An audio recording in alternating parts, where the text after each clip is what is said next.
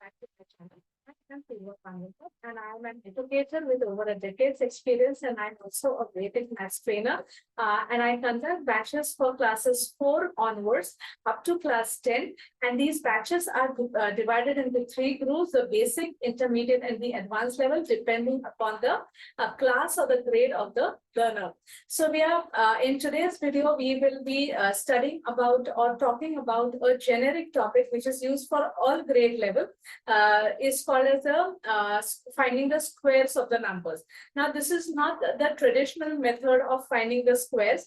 Last week, we studied about one interesting sutra of finding the numbers using the base. Now, today's method that we're going to study and talk about is called as the duplex or the Dwandwa method, which is the simplest of the methods that I have found of all the methods of finding squares of numbers. So without wasting any further time, let's see the screen and see what this duplex or the Dwandwa method means. So now let's, okay. So let's take a 2-digit number to begin with, where the difficulty level is comparatively better. So we are now in this method. If I have to find the square of 32, I divide the 32 into different groups. So the first, I will represent the group as D of 3, where only the first or the digit in the tens place comes in the first group. Then in the second, we have the entire number, that is 32. And in the third group, we have only the 2. So these are my 3 groups for the 2-digit number 32. So with the first group, that is D of 3, we find the square of 3. In the second group of 32, we multiply the digits 3 and 2 with 2. And the last 2, we find the square of 2. So 3 3s is 9. 3 into 4 is 12, and 2 2s is 4. Now I write the 4 as it is. Now we cannot keep a 2-digit number in the middle, so I add this 1 to 9 and write the 2 as it is. So 9 plus 1 gives me 10. That is my square of 32. So dividing the number into groups is the gist of the story or the moral of the story for this method of finding the squares. Now let's try a slightly difficult method, or rather difficult number. The method is too simple. Let's try a 3-digit number. So let's try the number 481 square. Now this, when it is a 3-digit number, the grouping it happens in a slightly different way. Our first group has just the first digit, that is 4. Then our second group has the first 2 digits, that is 48. Our third group has all the 3 digits, 481. Then the fourth group has only the last 2 digits, 81, and the last group has just the last 1 digit, that is 1. So in the first group, as we already talked about in the previous example, we find the square.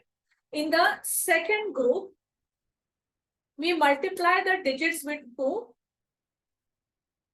Now in the third group, there is a slight variation. Please pay attention, because this is a slightly different step. So I multiply the first and the third digit with 2. First with 2.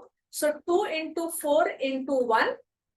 Plus I square the third digit, the middle digit in square. Now again, the next group, that is D of 81, I multiply it with 2 into 8 into 1. And the last group, I find the square of 1. So 16 plus 64 Then this next term comes out to be 72. The next term comes out to be 8 to the 16, and the last one is 1 square, which is 1. Now again, the digits that I'm going to underline, we take them to the next number and we add them. So when I do this, I write the 6 as it is, 72 plus 1, 73. I just write the 3 here because 7 is going to go here. So I write the 73 I have written here. 64 plus 7 gives me 71. Again, the 7 is going to be added here. And 16 plus 7 gives me a 23. So this is my final square of the number 481. So that was all in this method. When you know this group is slightly in a different way that we square.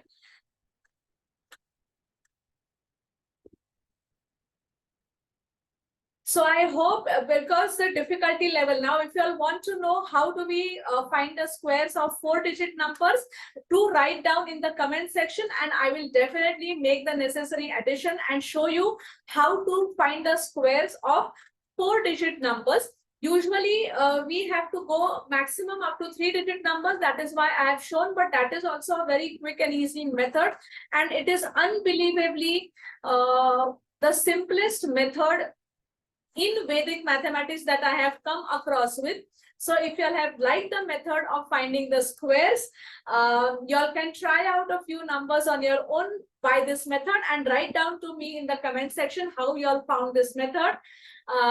Also, if you all have liked the video, you know the drill. We share it with our friends, family, colleagues. And if you all have not subscribed it, because there are quite a few of you who watch my videos, I know, and you all watch them because you like them. So hit the subscribe button, because one increase in the subscription, you all know that it really helps me and brings